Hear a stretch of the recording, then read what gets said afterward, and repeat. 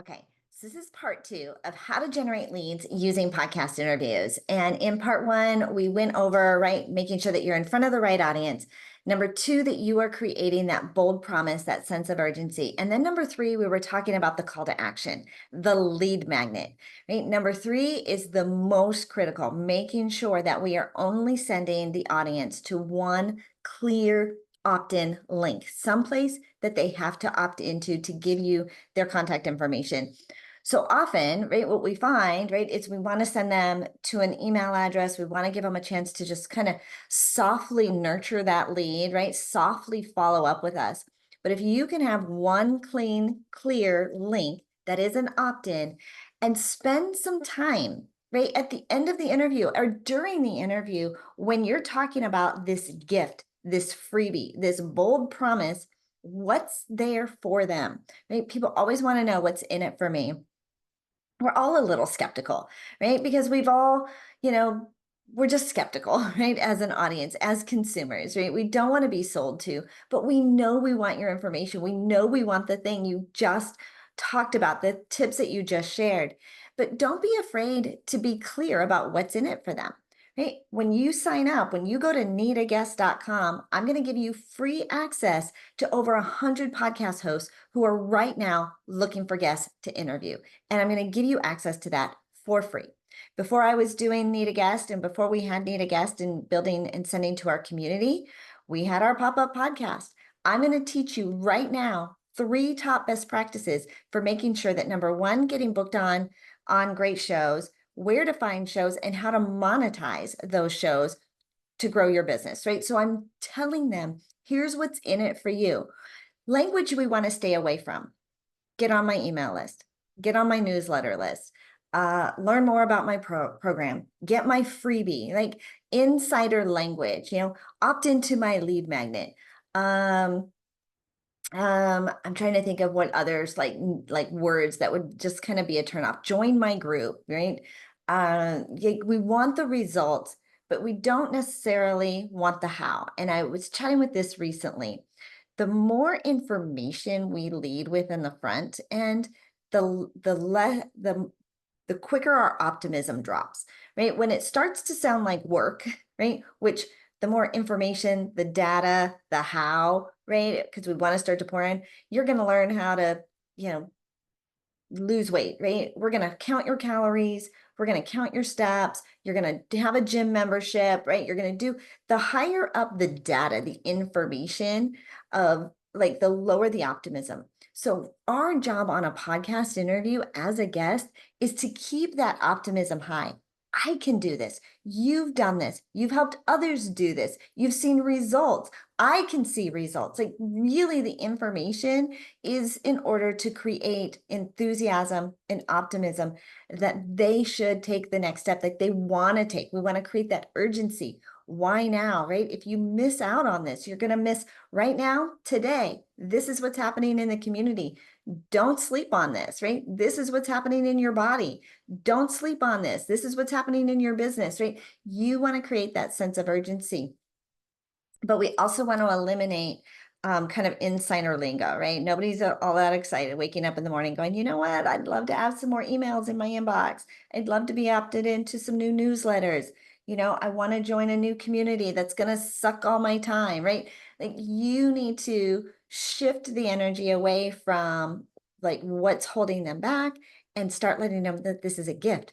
This is a free, like this is a must have, right? This is a resource that is totally going to change your life. And so think about the language there in your call to action. So that was number 3. So this is kind of a part 2 of number 3 of having a good call to action, making sure that you only send to an opt-in link. I will often ask when we're enrolling new people into Media Firestorm, right now, what is your call to action? What where do you send people to at the end of an interview? And oftentimes, pre-Media Firestorm, right? They'll say it depends.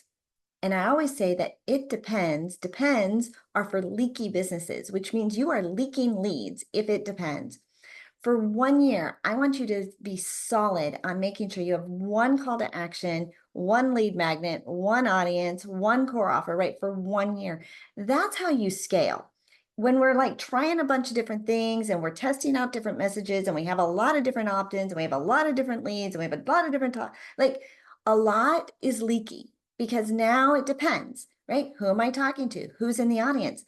You need to know from the get-go, you're only speaking to your core audience. Like that was tip number one. Talk to your people. Go where you belong, where people in the audience have an interest because of the topic, the type of show, the type of conversations they're already having. So we want to have one very core, clean opt-in. Make sure the URL is easy to spell, right? Easy to sound out. I just got off the phone with George's, God bless him, right? He is doing amazing, got booked on 13 podcasts, did 13 podcast interviews last month. We are shifting his call to action because his URL, his website, we weren't sure how to spell it. And if we weren't sure, the audience might not be sure. If you have an accent, spell it out. If it's multiple words, like need a guest, right? I have to emphasize the A. Go to needaguest.com, right? So I would emphasize it. So if you have multiple words, multiple syllables, don't be afraid to slow down. Do you remember listening to radio ads kind of way back in the day? Probably still do, where they repeat the phone number 3, 4, 5 times. They want you to get it. Don't be afraid to repeat the call to action. And try to use less pronouns, right? In an interview. Go get it, right? Name the program. Go get the answer to better life at my website, right? Call to action.com, right? Call to action, and make sure that you, instead of saying, it or the program, name it. If you've got a name for the gift, if there's a value to the gift, don't be afraid to take that few extra moments to describe what it is they're going to get them excited about it. Honestly, this is the most important part of the interview. It's really not your story. It's really not all the tips and tricks and the engagement that you gave. It is creating that sense of urgency and getting the audience to want to take action. I remember my first speaker coach, right? And he said the challenge with most speakers and why they don't convert selling from stage is they spend too much time in their story and they don't make the transition to why the audience needs to work with them. And so if you do tell a story, make a point, right? Here's the point of why I'm telling you this. It's because I'm watching entrepreneurs struggle to get their message out. I'm watching entrepreneurs struggle to build their list using podcast interviews. So that's why I'm teaching this to you today, so that you no longer have this struggle, right? So always make a point, right, of why this is why I'm telling you this story. Here's the point. And if you want help with that, if you want help getting booked on more podcasts, as if I'm in a podcast interview, make sure that you connect with me and our community, where right now we have 100 podcast hosts who are looking for guests at needaguest.com. Like, tie it back to your offer. That's a lot on the close. Like, this is the most critical piece, right? And I could spend a lot of time, right? Talking about this. This is the same thing in your emails. It's the call to action. If we don't express that we're open for business, right, what that next step is for them, they won't take it. We really do have to take them by the hand and lead them to water, right? Lead them to where we want them to go. Okay, tip number 4, right? Generating leads from podcast interviews. Tip number 4 is having a closing remark. At the end, they're going to ask you, any final thoughts, any last words? Do you have a closing remark? Be prepared and make sure your closing remark is all about your freebie, right? All about your lead magnet, all about the gift that they're going to get, right? Today, you can absolutely change your life if you do these 3 things: drink more water, get better sleep, and remove acidic foods from your body. Make sure that you go and grab that PDF I put together, all the acidic foods that you need to remove from your life in order to have better health in the next 10 days, right? You will see a significant difference. Go here, right? Make sure your closing remark, like, the world is hungry for your story. We need more people out there sharing their story, creating an impact, influencing, right? Like, we need to educate, we need to inspire. And the world is hungry for more of your stories that only you can tell, right? There are things that only you can tell. And if you don't get out there and tell them, the world is missing out. And you can get started today at needaguest.com. Like tie your closing remark back into the freebie and encourage them to take action. So that was tip number 4. Tip number 5. So like it's after, right? So here's critical. I think I told you in the beginning, right? We're building relationships with podcast hosts who have an email list, they have a social following, they have personal connections. Like there's all sorts of resources. They're marketing the show plus their audience. You do too. You do too. Do not make the mistake of thinking the only way I'm going to generate leads from this podcast interview is when that interview is released and people listen to it.